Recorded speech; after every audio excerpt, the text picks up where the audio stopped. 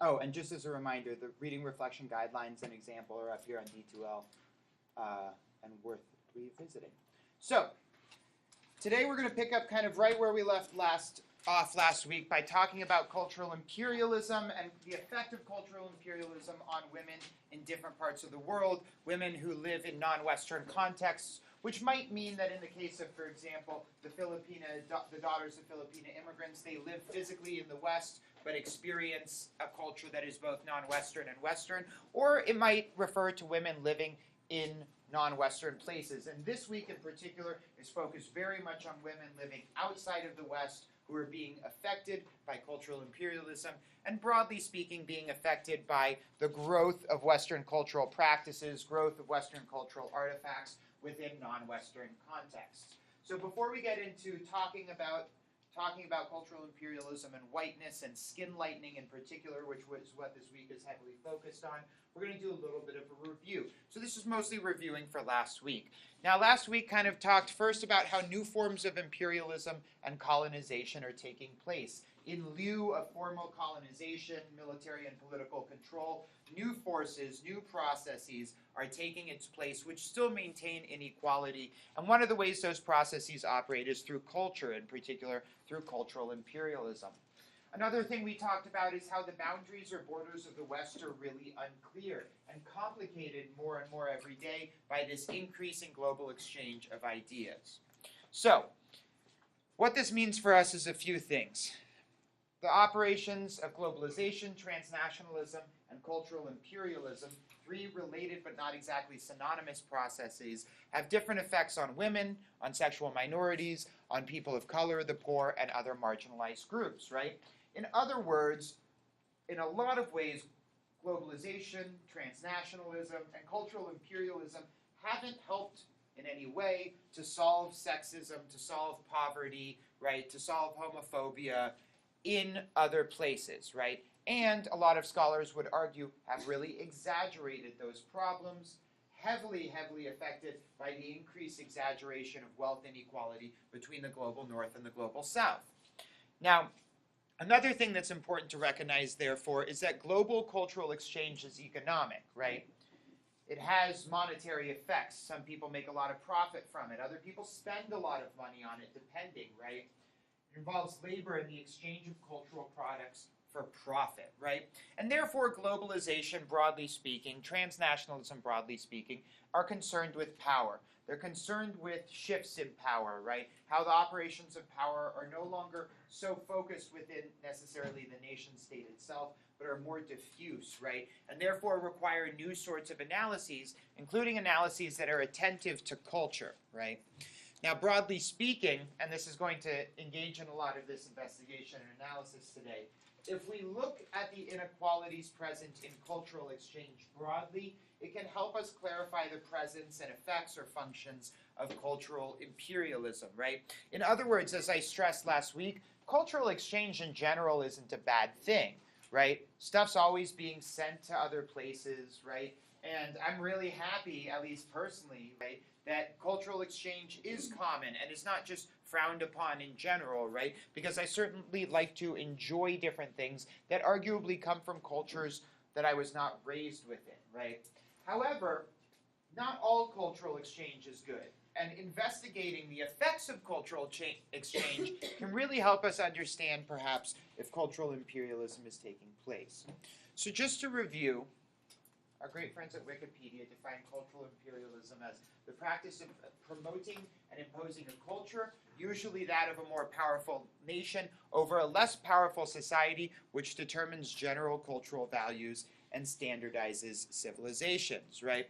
So we talked about how oftentimes, right, when we talk about a more powerful nation, we're talking about the West, oftentimes promoting their culture in other places, typically in the global South or in the East, right, in ways that determine general cultures and standardized civilizations, right, or general cultural values. When we talked about standardizing civilizations, one of the examples I used was about dress, right? It was about increasingly more and more places in the world are being affected by, right, and influenced by Western, Euro-American dress norms, right? And those dress norms are being standardized in those places in ways that both imply that Western dress is better or superior in some way, and therefore at the same time relegate non-Western dress styles to being seen as outdated, as traditional, right, as not modern in some sort of way. So cultural imperialism, it's also important to note, is accomplished through means that could be categorized systemically, right? In other words, it relies on institutional practices, ideological beliefs, and individual behaviors. As we're going to talk about today, those institutional practices can involve things like how companies, including cosmetic companies, operate. Ideological beliefs could include things like beliefs about beauty that take and standardize Western beauty norms and apply them to other parts of the world, and individual behaviors that include the decisions that women in the global South make to use and consume those various products. Now, it's important to note again that cultural imperialism is not just a neutral way to describe a transnational trend or to describe cultural exchange in general, but specifically refers to cultural exchange, right, that kind of produces domination of one country or another, that harms one country, right, rather than helping people. Now, what's troublesome is that a lot of aspects of cultural imperialism get touted as progress under the rubric of globalization. You hear terms like development or civilization, right?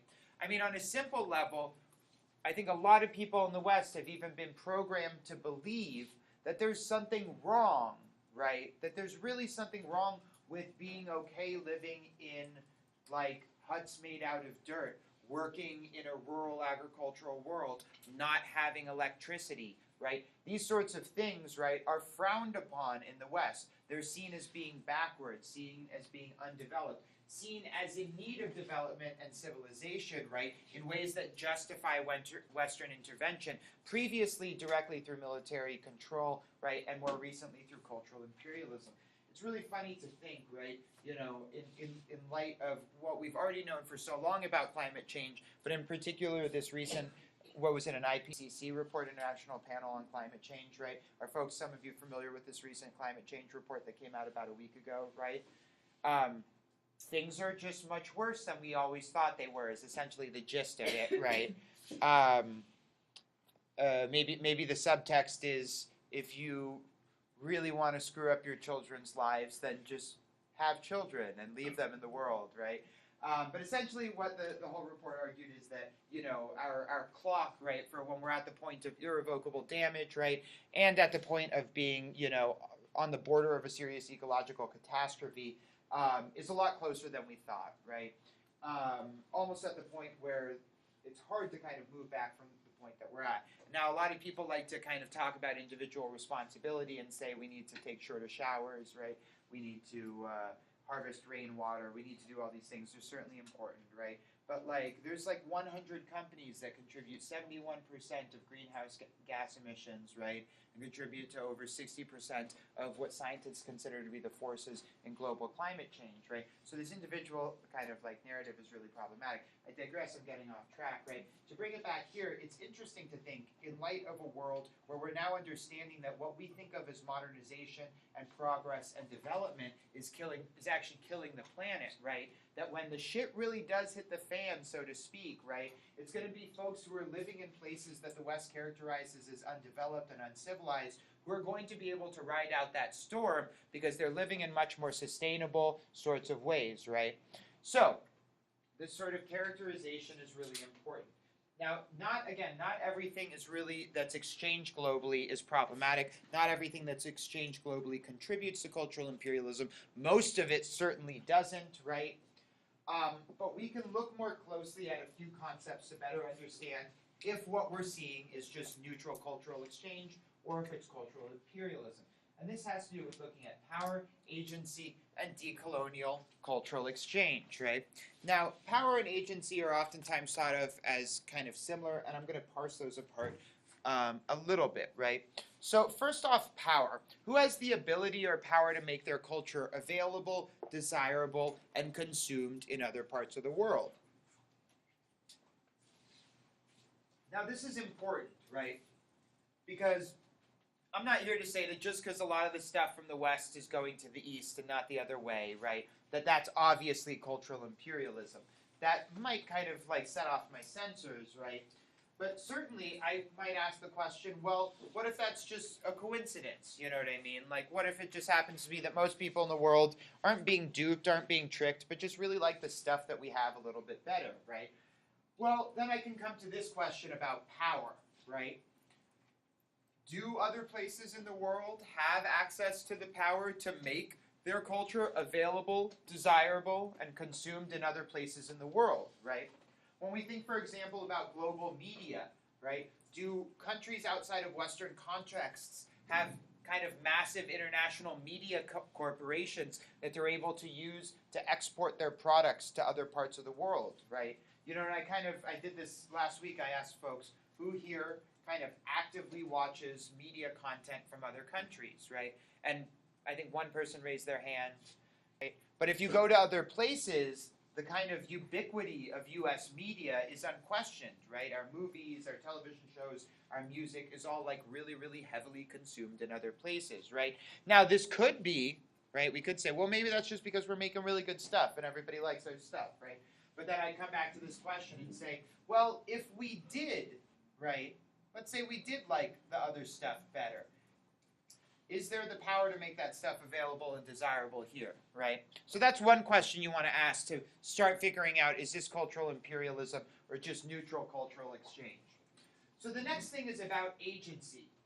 Who has a choice to which products they consume and who does not have a choice, okay? Agency. Agency is important here. So let me give you an example, okay? Now, what do you think is probably like the most popular soda in the world? Coca Cola, right? Do folks think that you can pretty much go to any country in the world and find Coca Cola? Like, you pretty much can, right? In fact, I might venture that you can actually go to any country in the world and find Coca Cola, right? Now, is Coca Cola the best cola that you're familiar with? It's okay if you're like, yeah, I really love Coke, right? You know, if you're going to get the Coke made in Mexico, it's made with cane sugar. It's 1,000 times better, right? But no, it's probably not, right? There's some really good artisanal soda companies that are out there, right? I'm going to venture that Jones Soda Company makes a better cola, right? Maybe Dylan's Soda Company makes a better cola, right? Maybe there's like a hard cola that's got like 5% alcohol in it, right? I'm going to venture that's something I would take over Coca-Cola, right? So, but why is it that everybody's always drinking Coca-Cola, right? Well, one of the reasons is that it's cheap, right? It's pretty darn cheap. In fact, it's almost the cheapest soda that you can get. There are generic colas, right? And if you're on a budget and really love cola, you might splurge or might go for one of those, right? But Coca-Cola is really cheap. It's a hell of a lot easier to drink Coca-Cola on a regular basis, right, than it is to drink Jones Soda Company's cola, even though it's better. Maybe it has less preservatives in it, right? Maybe, like, it's not going to screw up your body as much, right? Now, this might seem a little bit silly to talk about it that way because it's like cola, right? Like, no one needs cola. So what's the big deal if this one company is just a lot easier to get, right, than this other company? It would be better if nobody was drinking cola, right? Well, what if it wasn't cola, and what if it was something like milk, okay? Well, this happens all the time. Let me give you an example of Jamaica. So prior to the 1970s, Jamaica had a relatively flourishing economy. There was a local economy really focused on agricultural production, including things like milk and bananas, among other crops. The milk industry in particular in Jamaica was really, really strong. Now, what ended up happening? In the 1970s, Jamaica was facing a lot of debt, right? Or not facing a lot of debt, facing a lot of kind of poverty, facing economic problems in their country, and they needed help. So what they did is they turned to the International Monetary Fund and the World Bank, two large financial lending institutions that typically give money to countries in large amounts to help them develop their economies, is the language that's typically used. So Jamaica took loans from the IMF and the World Bank. When they did that, what the IMF and the World Bank did, as they always do, is they said, okay, well, in order to qualify for these loans, you have to change things about your economy. You have to restructure your economic practices in lines with kind of neoliberal globalization, all those things we talked about last week when talking about globalization and global economic practices. So Jamaica does all these things. They devalue their currency. They get rid of tariffs, right? So other countries can send products there without them being taxed, right? Now, they were actually not allowed to tax foreign imports, right, in a lot of different ways because they accepted that loan. Now, they also weren't allowed to subsidize their local economy in different ways to help promote the local economy. When I say subsidize the local economy, I mean give government dollars directly to business to be able to help support them or lower their prices, right? Like agriculture and the meat industry in the United States are heavily subsidized in the amounts of millions of dollars a year given from the government directly to farmers so that vegetables and fruits will be cheaper in your stores and meat will be cheaper in your stores, right? I mean, you're paying for it in a roundabout way through taxes, but like this is subsidization, right? Now, Jamaica wasn't allowed to subsidize local economies. But who was? Well, anybody who hadn't taken a loan from the IMF and the World Bank, including the United States. So what ended up happening was that the United States was able to subsidize milk production here in the United States to make it so that our milk was cheaper. We were then able to take that milk and milk powder and flood Jamaican markets with it, making it so that the American milk was significantly cheaper, even though it was produced hundreds or thousands of miles away. Well, what's going to happen for anybody living in Jamaica who's facing an economic choice? Do they have the agency to buy the increasingly more expensive, non-subsidized local milk? Well, certainly not, right? They probably have to choose to buy the cheaper, imported American milk, right? They don't have the agency to buy the fancier milk. They need milk on their table, right? So this question of agency, who has a choice as to which cultural products they consume and who doesn't have a choice, is important because it might reflect these practices, right? These economic and cultural practices that have made it so those products are in that place in the first place, you know? So, the last question is about decolonial cultural exchange, right? And this is perhaps the easiest question to think about because I've stressed before that even though formal colonialism has ended, the effects of colonialism still remain. Massive cultural inequalities, massive economic inequalities, right? So we know what decolonial cultural exchange would look like. Decolonial cultural exchange, right, would involve the movement of products and practices that helps to combat the effects of traditional colonialism, right? So does this exchange of products across the world help benefit the economies of countries in the global south, right? Does it help to combat ideologies about Western superiority or cultural superiority? So asking and answering these questions, right, can help you determine whether you're looking at cultural imperialism or maybe just a neutral or even beneficial exchange of cultural products around the world. So do folks have any questions at this point? So, but you're understanding this sort of difference between like global cultural exchange in general, most of which is pretty neutral, pretty fine, right? And cultural imperialism, right? That difference is understood, right? This isn't about bashing on everything from the West that's going somewhere else, right? But about really analyzing how some of that movement can be oppressive, right? And increase inequality between the global North and the global South. So the next step of, yeah? I guess this might be off topic, but yeah. Does the World Bank have a reason for like no subsidies and like certain rules for trade and economic structure? So yeah, so I mean like yes and no. I'm sure they have their official reasons, right? But like the World Bank and the International Monetary Fund are funded from somewhere, right? Typically that involves countries that have a lot of money like the United States giving money to the IMF and World Bank to then loan out, right? Now, control of the World Bank and the IMF depends on how much money you give to them, right? So the countries like the United States that give a lot of billions of dollars every year to the World Bank and IMF have more actual like seats on the board, so to speak, of these entities, right? So it kind of follows logically that those countries would want to make sure that the World Bank and the IMF have policies in place that at the very least aren't going to hurt their countries and their economies, right? And so that, I mean, that would be the short answer, right?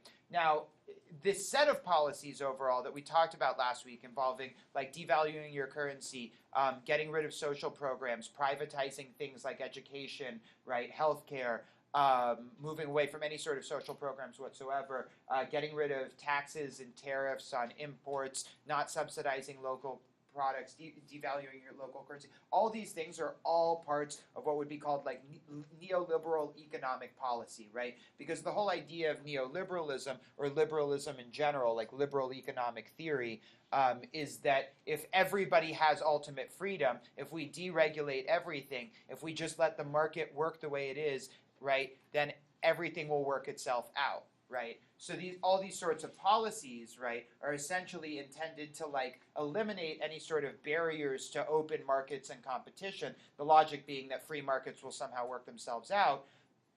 The problem being the United States and other Western countries have never themselves had to go by these sorts of policies, allowing us to continue to subsidize things here, send them cheap somewhere else, yet at the same time prohibit that country from subsidizing anything there, because it would go against like neoliberal economic policy. It's not like it's not a pretty story overall, you know. And there's, lots of readings, but one documentary that I would really recommend people watch, and I'll link it onto our D2L and send out the link, is called Life and Debt.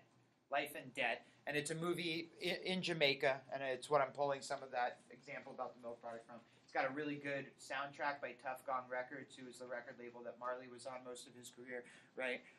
That's not why you should watch it, but it is a really good soundtrack. But it really kind of talks about how Jamaica was affected by this move from contemporary to modern, or from kind of traditional to cultural imperialism and economic imperialism, and how the IMF and the World Bank all kind of played a role in that. So, anyway, thank you. That's a really good question. So now, for the purposes of our class, too, we're not just concerned about, okay, well, is the global north and the global south both getting a fair kind of shake, right? We're also concerned about how globalization or transnationalism or cultural imperialism can affect different people differently, right? In other words, if you're a person who experiences marginalization by virtue of being in the global south, right, then being a woman, right, in that context, or being a lesbian or gay person in that context might perhaps even make worse the effects of cultural imperialism.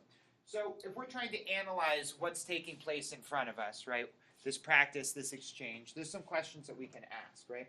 So one question is, why is one gendered, racial, or sexual practice seen as more desired globally, right? Why is this item of clothing more popular, this hairstyle, right? Why is this skin tone, this style of makeup? Why are these things more popular, more desirable globally? What sorts of ideas do we have that are kind of influencing our ideas about desirability, right?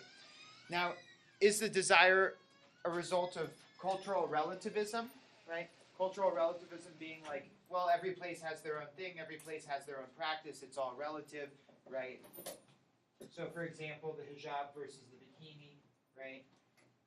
Now, another question to ask is, do women, racial or sexual minorities in the place from which this practice emerges report feeling liberated, helped, or otherwise advanced by the practice, right?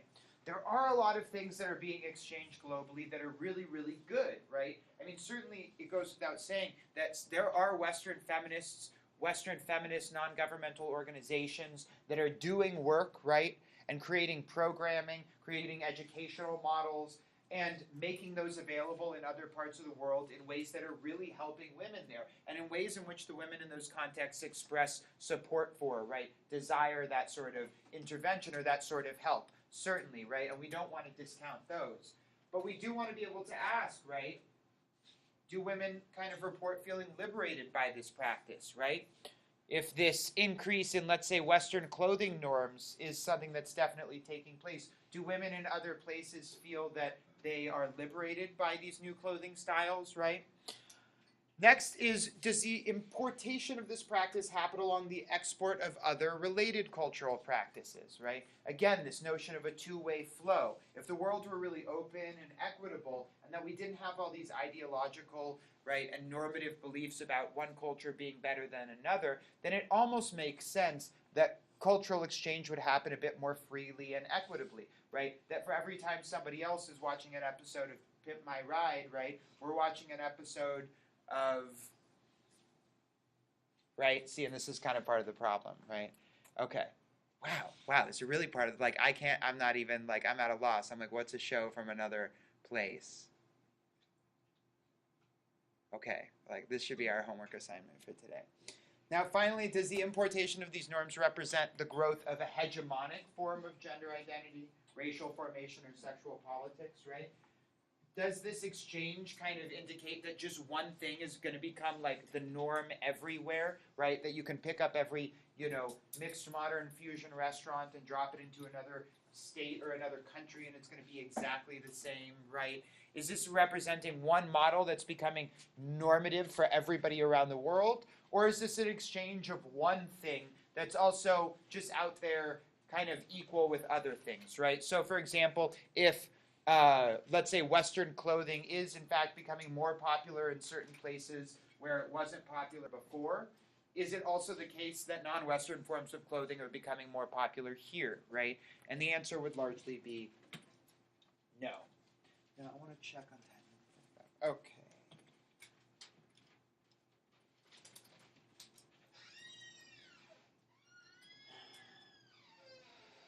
Okay, so I'm going to run through some of this stuff a little bit quickly. Some of this is actually reviewed for us. So it's important to mention, since now we're going to switch to talking about race, and in particular the ways in which whiteness in different aspects is kind of exported around the world in ways that are culturally imperialistic. It's important for us to kind of talk historically, and to begin by mentioning that race and cultural imperialism have a really long history.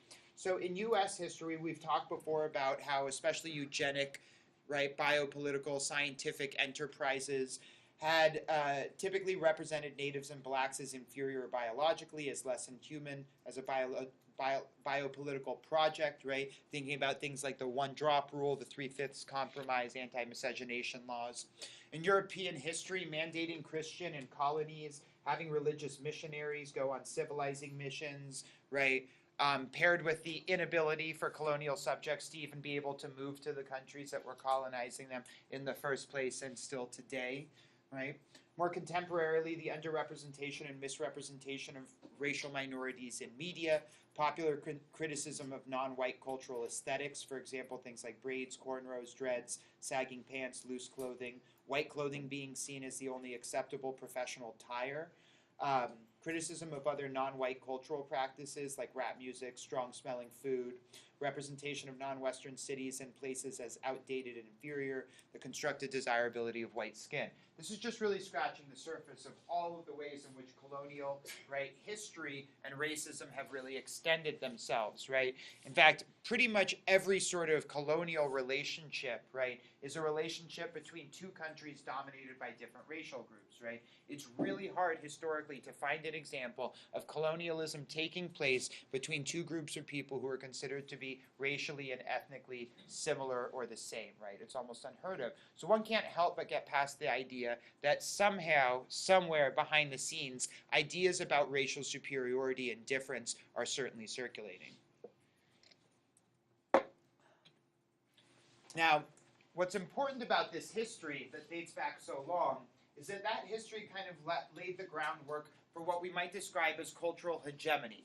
Now, I've talked before about hegemony, but just to reiterate, hegemony as a term refers to the social, political, cultural, or economic predominance of one power, idea, or entity over another. Okay, hegemony. Now, in cultural studies, we might use the term cultural hegemony to refer to the predominance of one cultural form over others, a form to which the majority of people maybe must think normativity, must consent, and participate in, right? So we might talk then about identities as well, right, which are at least the cultural aspects of identities is becoming culturally hegemonic, right? So we might talk about, for example, how a certain type of masculinity is becoming increasingly more popular all around the globe, right? We might talk about how a type of femininity is becoming increasingly popular all around the world. And we might talk in particular this week about how whiteness, right, referring not just to light skin, but a lot of other things, is becoming culturally hegemonic, right?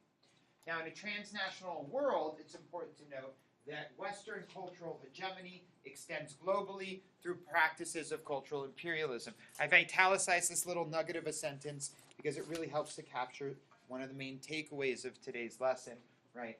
That in the United States, in the West, we've always had forms of cultural hegemony within our own Western context, styles of dress, styles of gendered performance that we consider to be normative and really enforce upon people. But in a globalized world, cultural imperialism allows those national or Western or context-specific hegemonic norms to then be globalized and spread, right? Such that what was ideal, 50 years ago in a way that was really strictly isolated to the United States is now becoming increasingly ideal all over the world. Now, I misspelled that there. There's only supposed to be one N. Hegemonic racial categorizations are also spread transnationally. Now, when I say racial categorizations, what I mean is race is a social construct, right? It's not a biological fact, even though like 23andMe and Elizabeth Warren with this racist Indian bullshit that she's doing right now. Is anybody familiar with that? That she took and then she's like to prove that I'm, oh God, anyway, right? So, but it is what it is. It is what it is, all right? So this sort of notion, right, this sort of repeated notion, this popular sort of ideological belief that race is somehow biologically determined, right? But it's not. It's socially constructed, and we've talked about deconstructing racial categories in this class before, right?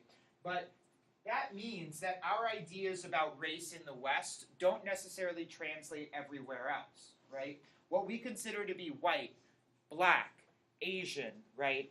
Even the use of the term brown as a signifier that's meant to include a number of different groups of people, right? These sorts of racial categorizations don't translate everywhere. Racial hierarchies don't translate everywhere. But they're beginning to, right? Because cultural imperialism is taking Western racial norms, Western racial categories, and implicitly Western racial hierarchies and spreading them into other places in the world.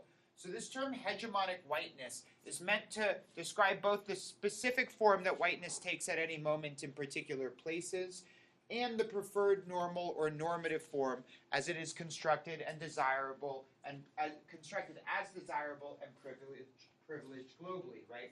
So I'm trying to highlight that when we talk about hegemonic whiteness, we might be talking about it in two contexts. On one hand, we might be talking about it in a local context, right? Where, for example, if I were to talk about like hegemonic whiteness at the University of Arizona or hegemonic whiteness in Arizona, right? We might talk about what that looks like in Arizona, right? I don't know if folks watched the debate at all between Martha McSally and Kristen Sinema, the Arizona Senate debate that happened, right? Politically, they're very different, right? Aesthetically, in terms of how they comport themselves, right, they're very, very similar, right? And they both kind of reflect a sort of hegemonic femininity that is commonplace in Arizona, right? But that same sort of hegemonic whiteness that's context-specific for Arizona doesn't apply to the rest of the United States, right? If you think about a female politician in Arizona, right, versus a female politician in New York, right, how they perform their femininity might be very, very different because of the prevailing sort of hegemonic femininity and hegemonic whiteness of the place that they're in. But broadly, on a global level, we can still talk about how whiteness is becoming desired and privileged globally. So hegemonic whiteness as a systemic process, right, as a systemic thing, can involve institutional practices, individual behaviors, and ideological beliefs, and has a number of really harmful reverberations transnationally. So first, as I mentioned, is the implementation of Western racial orderings in non-Western contexts, ones which privilege whiteness in the global South, right? In other words, in places in the world where white people have never been dominant numerically, right, or even close, ideas about whiteness becoming preferred are still being instilled in those sorts of places, taking a Western racial hierarchy that places whiteness at the top and implementing it there.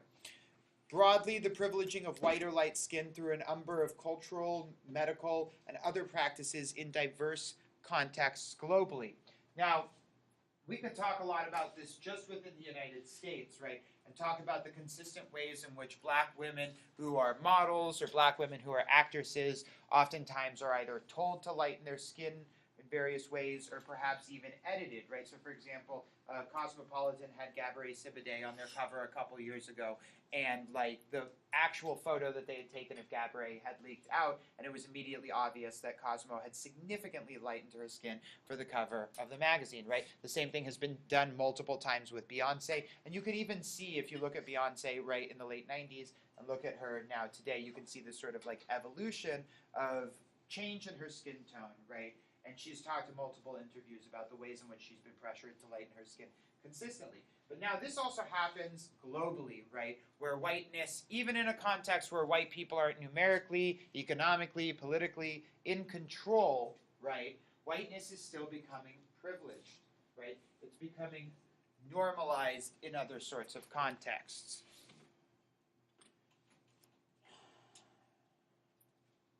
So now, what's important to note then through this is, as mentioned before, that the sort of globalization and global exchange of products, right, and in particular this movement of products from the West to non-Western contexts, can exaggerate other systems, right? In other words, sexism in the global South can be exaggerated by the importation of Western cultural products and their normalization.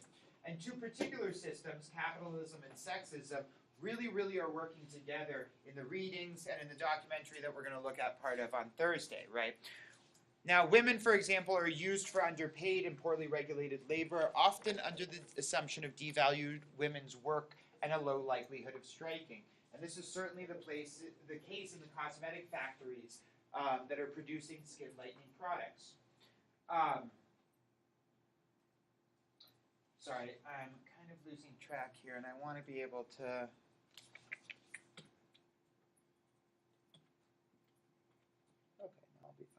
All right, so now what's most important about this, right? We've talked before about how if women are content with their bodies, content with their appearances, right? If they're told that they're beautiful, right, and dynamic and nuanced, that they won't have much of a motivation to buy stuff, okay?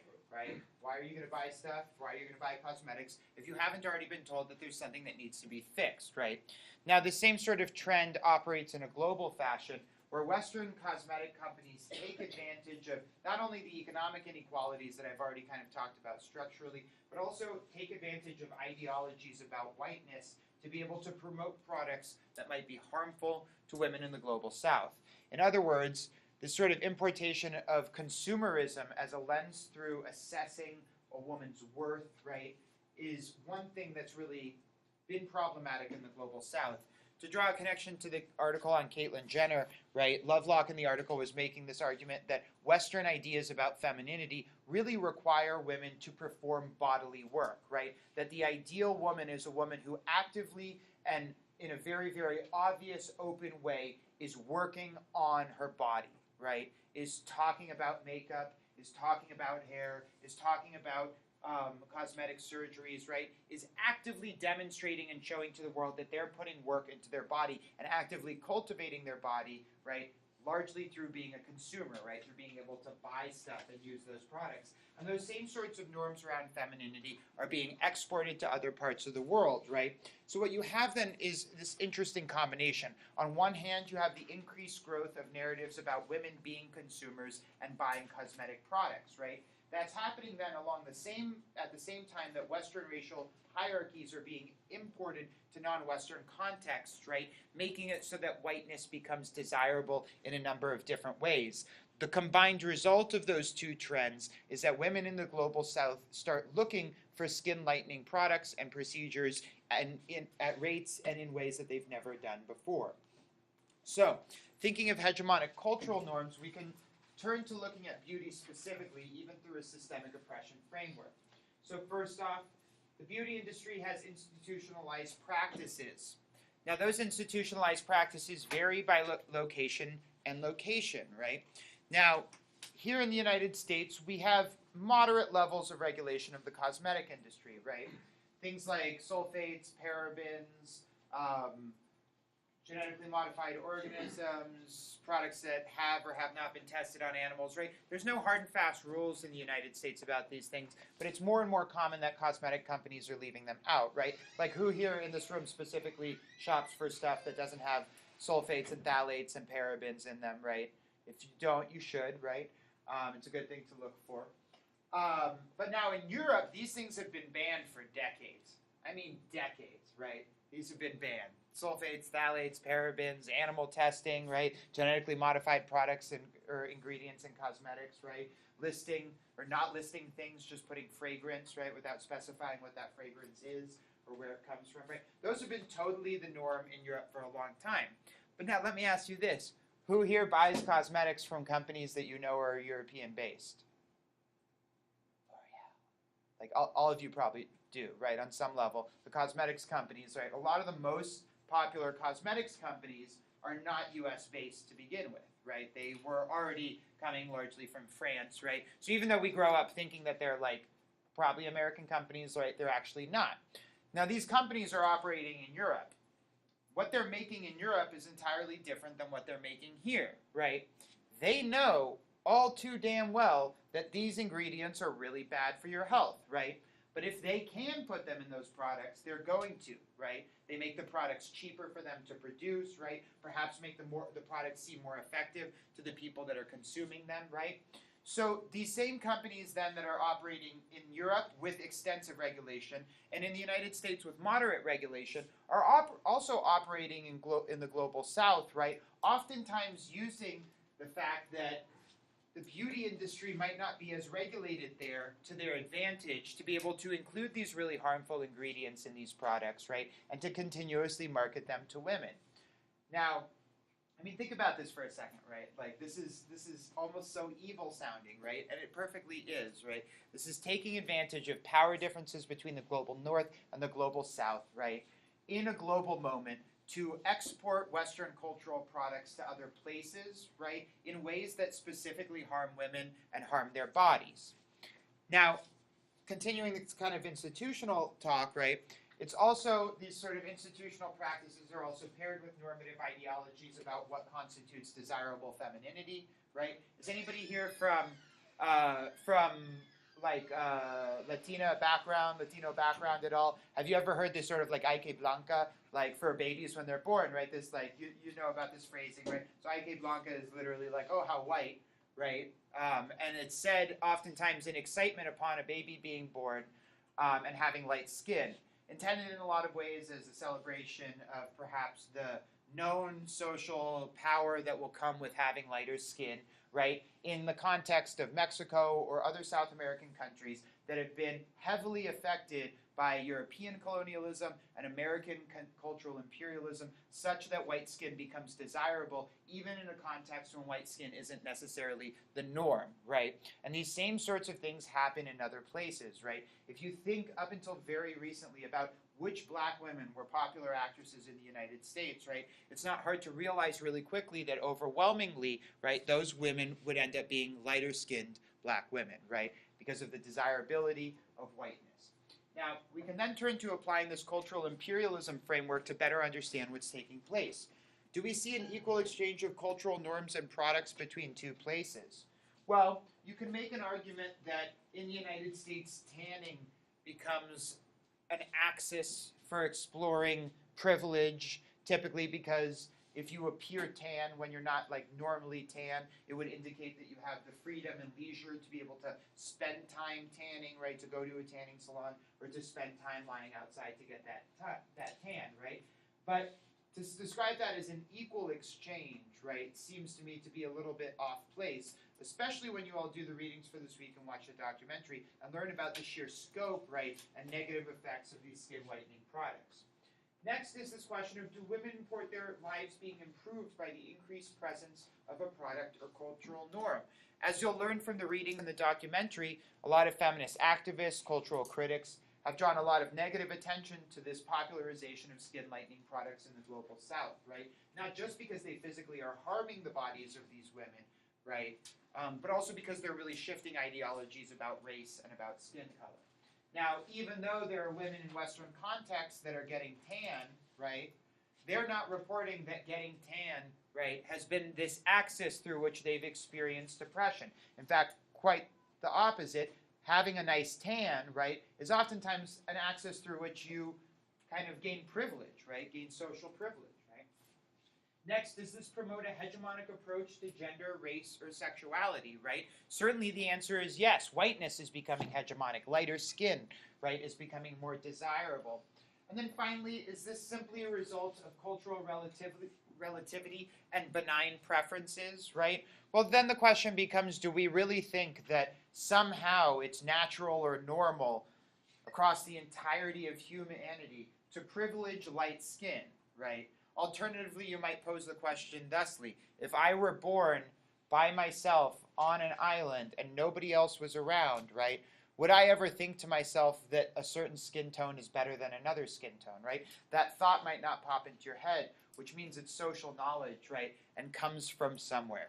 So, our answers to these questions, as evidenced by the readings and also the film, is that many transnational beauty products represent cultural imperialism taking place, right?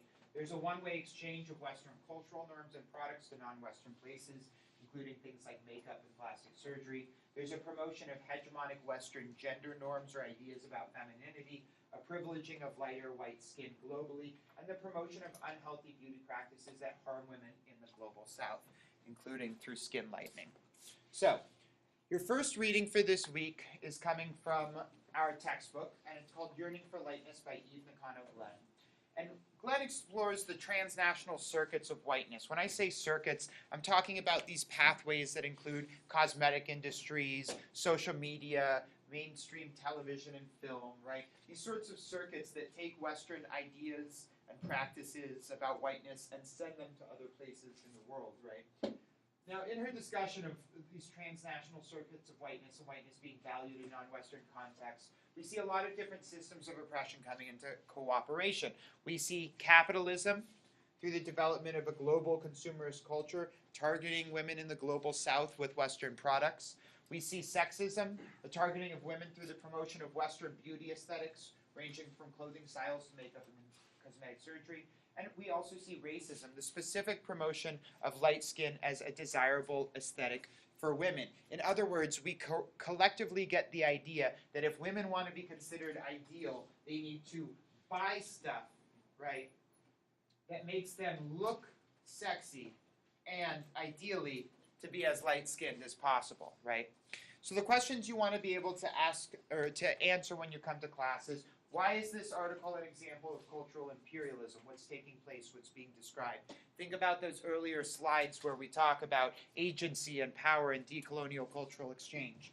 What are the effects of using skin lighteners on women? I know I've been talking kind of generally about these things harming our bodies, right? And that's intentional. I want you to read and be able to list and describe the ways in which these products are harmful. What ways has whiteness been promoted historically in the beauty industry, and how is it being promoted today?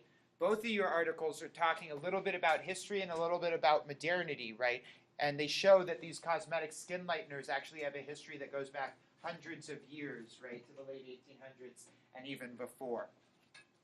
The next article, this is the first year that I'm teaching this article and I'm excited about it, is by Asante Gottfried, and it's called Globalized Whiteness. So Gottfried analyzes discourses surrounding skin lightening, called skin toning, in sub-Saharan African countries with a focus on how media and social media structure and inform our relationships to these products. Now, his argument is that, or her argument, sorry, is that skin toning discourses are closely linked to ideas about neoliberalism, whiteness, and capitalism. Now, the questions you want to ask is, how does skin toning differ from skin lightening in terms of how it's marketed? Now, they are the same thing, functionally, same product, same practices, right? But this difference in language and marketing is important. How has imperialism or colonialism affected attitudes towards skin toning kind of historically? And then what does the term global refer to, and why is it useful for thinking about a transnational world? Now, without even doing the reading, who thinks they can kind of take a guess at what the term global might refer to? Yeah? Kind of where it's a culture that's come from another place and it's under the kind of disguise as like, this is the local culture, this is what we believe here, but really it's from a different area. Right, so you see this as a compound word between... Right, exactly. You're going to learn more about that. That is certainly accurate, that description, right? So those are your two readings for this week. I have your reading reflections here to hand back. Let me stop the slideshow if you all want to just take a moment to pack up, and I will get them to you. Thank you.